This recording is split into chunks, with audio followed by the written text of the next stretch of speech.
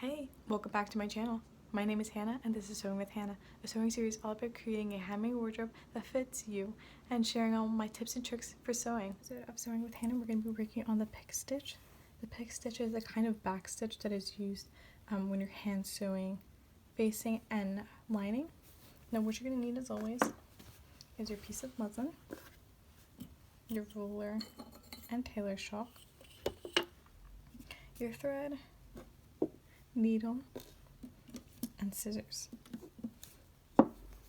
Now, what I like to do is start by drawing a little line right across the top. Not too close to the top, but also not too far down. So you just mark a line. Then I take an arm's length of thread, cut that. When I'm putting my thread in the needle, I try not to forget to tie it off, because I find that sometimes when you don't, the needle can slip as you're sewing, which is such a hassle. So you go around twice or 3 times depending on how thin your thread is and how secure you want it. And then I would just pull it a little bit, make sure it's on there tight. Then I get to the end and I do my little knot.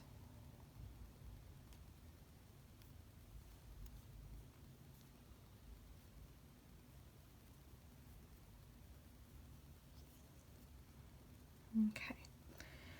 Now as always, you start from the back of the fabric. With a pink stitch, it pretty much, in my mind, looks like little knots or dots that is left onto the fabric. So what you do is you pierce it in the beginning, and instead of going, a ways down, you actually go as close, honestly, as pretty much next to it. So you go in and go out, and you go down. Do the same thing. So you come in and then you put the needle down and almost in the same place as you just picked it up. So let me see. When I was first learning this, they had said to try and put it in the same hole, but I found that sometimes when I did that, it would actually disappear, like the thread wouldn't actually catch onto the fabric. So I find it easier to just kind of pierce it as close to it.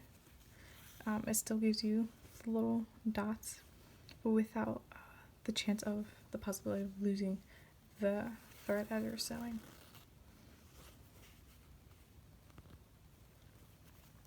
Now what's interesting is the one side of the fabric has the little dots. And let me show you the other side. And the other side is long.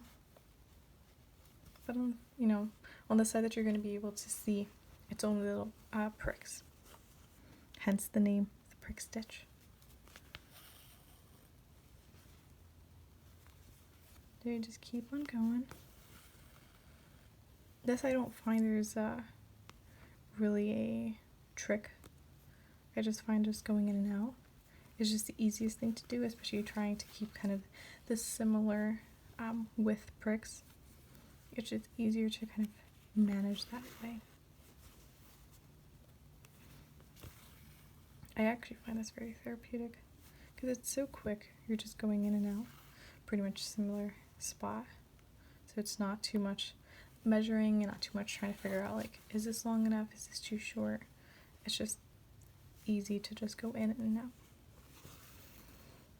Now as always, go all the way to the end. And I have my little swatch piece over here. So you just go in and you mark exactly what it is. So it is the prick stitch.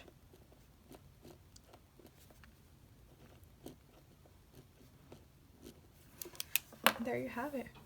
Your hand sewn swatch. You finished it all. Great job.